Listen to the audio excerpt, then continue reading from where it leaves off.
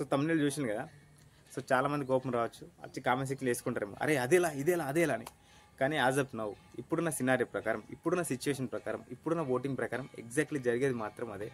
So maybe ఇంకా 3 or 4 weeks ఉన్నది, ఏమైనా జరగచ్చు, ఎవరైనా గెలవచ్చు, మనం చెప్పలేం, ఎవరు పొజిషన్ అయినా మారచ్చు. కానీ యాజ్ ఆఫ్ నౌ ఎగ్జాక్ట్లీ ఇప్పుడు జరిగేది మాత్రం అదే. సో సాటర్డే ఎపిసోడ్ చూసినాం కదా, దాని మార్నింగ్ మన రివ్యూవర్స్ వచ్చి చూడాలి. ఎట్లా అంటే వాళ్ళు ఈ ఒక్క ఎపిసోడ్తో తనుజ కప్పుకు దూరమైందా, తన కప్పుకు దూరమైందో లేదో మనకు తెలియదు, కానీ మీరు ట్రై చేసిన ఆ నెగిటివిటీ మాత్రం క్లియర్ కట్గా అర్థమైంది. సో అక్కడ ఓటింగ్ పోల్స్ పెట్టింది లేదు, ఏం లేదు, జస్ట్ మీరు అనుకున్నది అది. సో వీళ్ళు ఇచ్చే రివ్యూస్ ఎట్లుంటాయి అంటే, వీళ్ళ రివ్యూస్ని ఒకవేళ న్యూట్రల్ ఆడియన్స్ చూసిన అనుకో, వీళ్ళ మీద కోపంతోనైనా తనకి ఫ్యాన్స్ అవుతారేమో అనిపిస్తుంది నాకు.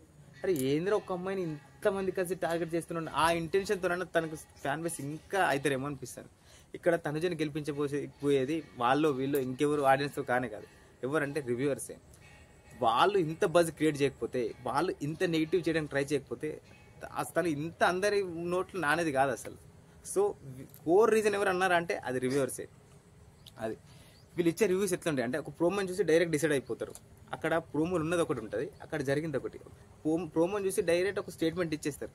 సో ఆ స్టేట్మెంట్ ఇచ్చిన తర్వాత ఆ ఎపిసోడ్లో లేదని తెలిసినప్పుడు, అరే ఈ అమ్మాయి పట్ల నేను తక్కువ చెప్పిన, నేను చెప్పిన కేసు తక్కువ అని నెక్స్ట్ వీడియోలో మెన్షన్ చేసి చెప్పొచ్చు కదా.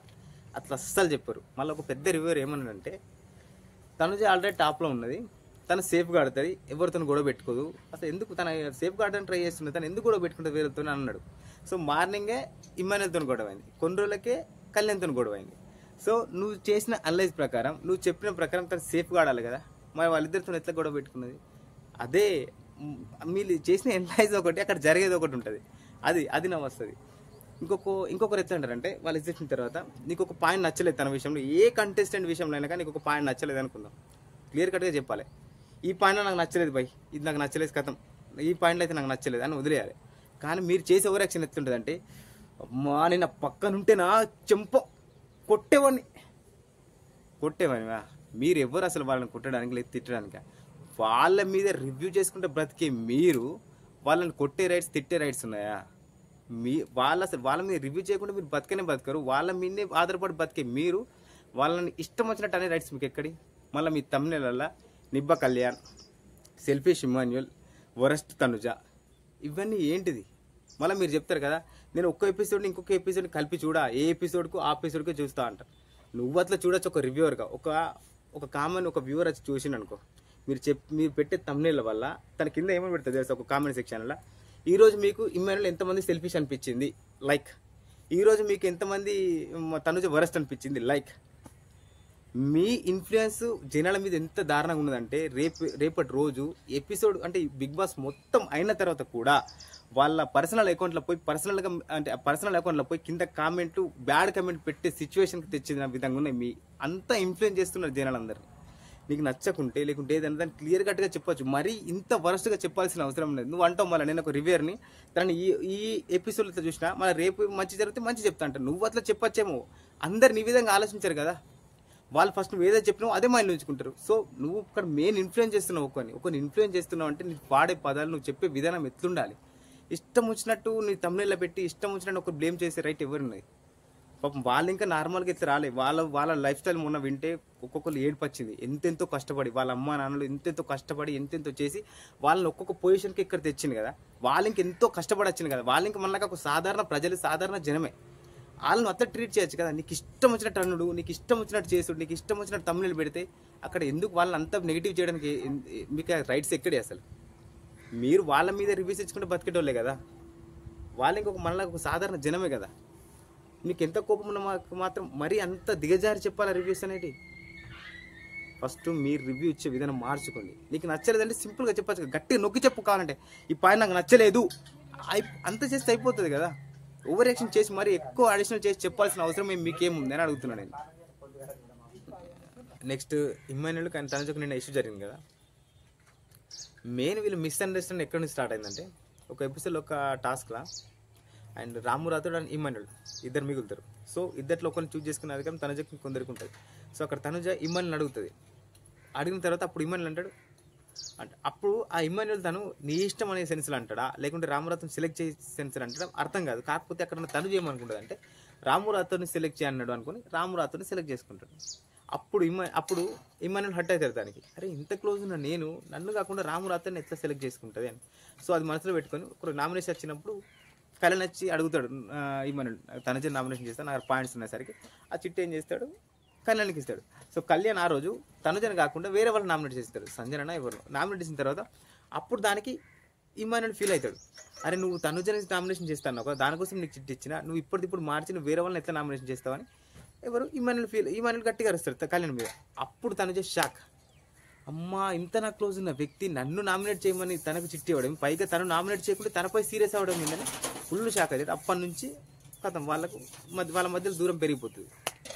సో కొన్ని రోజులు చాలా రోజులు అట్లా మాట్లాడుకోరు. అయితే తనుజ నేను ఏమన్నదంటే ఆల్రెడీ మన మధ్యలో ర్యాపో తగ్గిపోయింది, మనం సరిగ్గా మాట్లాడుకుంటలేం కదా, అలాంటిది నేనుంటే నీ డిసిజన్ తీసుకోలేను అని నువ్వు ఎలా అంటావు అని ఇమాన్యుల్ క్వశ్చన్ చేస్తే ప్రతిసారికి నా పేరు ఎందుకు తీసుకుంటాను అని. సో ఇక్కడ ఇమాన్యుల్ ఏమంటాడు, నిజమే నువ్వు నా ఎదురు ఉంటే నేను డిసిజన్ తీసుకోలేను అని అంటాడు. మేబీ ఇమాన్యుల్ పాయింట్కి ఇది కరెక్ట్ అయి ఉండొచ్చు. ఎందుకు తెలుసా, స్టార్టింగ్ స్టేజ్లో అంటే స్టార్టింగ్ ఎపిసోడ్లో వాళ్ళు చేసిన కామెడీ ఏదైతుందో అది సూపర్ అనిపించింది. సో స్టార్టింగ్ స్టేజ్లో వాళ్ళిద్దరి మధ్యలో రాపు అలా ఉండే.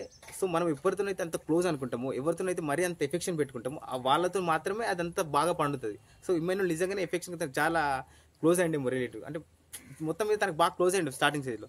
సో అదే తనకి ఇప్పటి వరకు ఉందేమో అనుకుంటున్నాను నేను. మేబీ వాళ్ళిద్దరి మధ్యలో మాట్లాడలేకపోవచ్చు, సరిగ్గా మాట్లాడకపోవచ్చు, కానీ ఫస్ట్ ఏదైతే వాళ్ళ బాండే ఉండేనో స్టార్టింగ్లో అది ఇమాన్యుల్కి ఇంకా స్టిల్ ఉందేమో, దానివల్లనే ఇప్పటికి ఇంకా తను నాకు ఎదురుగా ఉంటే సరైన డిసిజన్ తీసుకోవాలనే సెన్స్లా ఇమాన్యుల్ అంటాడు. సో ఇక్కడ ఇమాన్యుల్ పాయింట్ కరెక్టే. సో స్టార్టింగ్ స్టేజ్ ఏదైతే వాళ్ళిద్దరు క్లోజ్ ఉన్నారో ఆ క్లోజ్నెస్ నాకు ఇంకా ఉన్నది, మాట్లాడకుండా నువ్వు నా ఎదుర్కొంటే ఇప్పటికి నేను డిసిజన్ తీసుకోవాలని ఇమాన్యుల్ పాయింట్. అక్కడ తనుజ పాయింట్ ఏదంటే మనం చాలా రోజుల నుంచి మాట్లాడుకుంటే ఏం లేదు, నన్ను ఆల్రెడీ నామినేట్ చేయమని ఇంకా ఇంతమంది చెప్పిన నువ్వు ఇప్పుడు అసలు మన ఇద్దరి మధ్య ర్యాప్ లేదు, నువ్వు ఎలా అంటావు నన్ను తనుజ పాయింట్. సో అక్కడ తనుజ పాయింట్ కరెక్టే, ఇక్కడ ఇమాన్యుల్ పాయింట్ కరెక్టే. వాళ్ళిద్దరిలో ఎవరు కరెక్ట్ అనేది ఇక వాళ్ళకి వదిలేస్తే బెస్ట్. అండ్ నెక్స్ట్ ఏంటంటే నెక్స్ట్ ఈ మా దివ్య నిఖిత అండ్ భరణి గారి నిజంగా చెప్పాలంటే టు బి ఫ్రాంక్గా చెప్తాను, ఇండివిజువల్ ప్లేయర్గా దివ్య నిఖిత సూపర్ తను చెప్పే పాయింట్. సో నెక్స్ట్ భరణి గారు అండ్ దివ్య నిఖిత. సో భరణి గారిని వదిలేస్తే ఇండివిజువల్ ప్లేయర్గా Divya Nikhitha one of the toughest కంటెస్టెంటే. తను చెప్పే పాయింట్స్ అయినా కానీ తను ఆడే విధానం కానీ తెలివైన అమ్మాయి బాగా ఆడగలుగుతుంది. కానీ when it's come to Bharani garu, ఆ భరణి గారి విషయంలో మాత్రమే ఓవర్ పొసెసివ్నెస్ అయిపోతుంది, అక్కడనే బెండ్ అయిపోతుంది. ఒకవేళ తను అక్కడ బెండ్ కాకుండా తను ఆడితే మాత్రం టఫ్ కంటెస్టెంట్ టాప్ 5లో ఉండే ఛాన్స్ తనకు చాలా ఉండేది అసలు. మళ్ళీ ఆ మాధురి గారికి వాళ్ళ అమ్మ ఫోన్ చేసి చెప్పిందంట కదా భరణి గారితో దూరం ఉండమని చెప్పని. వచ్చిన మాధురి గారు కనీసం ఆ దివ్యనికి చెప్పినా అయిపోతుండేనేమో, తన ఆటను ఇంప్రూవ్ అవుతుంది. తను ఎందుకు చెప్పలేదు మనకు అర్థం కాలేదు, కానీ చెప్తే బాగుండేమో, తన ఆటను కొద్దిగా ఇంప్రూవ్ అయ్యేది. సో మొత్తం మీద తన ఆట అయితే సాగిపోతుంది. సో దివ్యనికిత ఓవరాల్గా మంచి కంటెస్టెంటే. ఒకళ్ళు భరణి గారిని వదిలేసి నార్మల్గా తన ఏకల్ ప్లేయర్ ఆ ప్లేయర్ లేకుంటే ఆమె ఇంకా సూపర్గా ఆడేది. అండ్ ఈరోజు చూసిన ప్రోమో ప్రకారం అసలు ఈరోజు మొత్తం మీద ర్యాంప్ ఉంటాయి నామినేషన్స్ మొత్తం. Emmanuel versus Bharani, Rithu Chowdary versus మళ్ళీ డీమన్ పవన్. అక్కడ సర్ప్రైజ్ అనిపించిన విషయం ఏంటంటే Rithu Chowdary versus demon Pavan. To be frank వాళ్ళు స్టార్టింగ్ వచ్చినప్పుడు జస్ట్ అది అక్కడ హౌస్లో సర్వైవ్ అవ్వడానికి జనాల అటెన్షన్ ఏదైతే ఉండేది సీక్ చేయడానికి మాత్రమే జస్ట్ ఒక ఫేక్ లవ్ ట్రాక్ స్టార్ట్ చేసింది అది. కానీ యాజ్ ఎ డేస్డ్ బై కొన్ని పోను వాళ్ళ ఎఫెక్షన్ కథ స్ట్రాంగ్ అయింది. మీకు ఈ వీడియో నచ్చింది అనుకో లైక్ చేయండి, సబ్స్క్రైబ్ చేయండి, కామెంటింగ్ చేయండి, మొత్తం అయితే నాకు సపోర్ట్ చేయండి. Thank you. See you.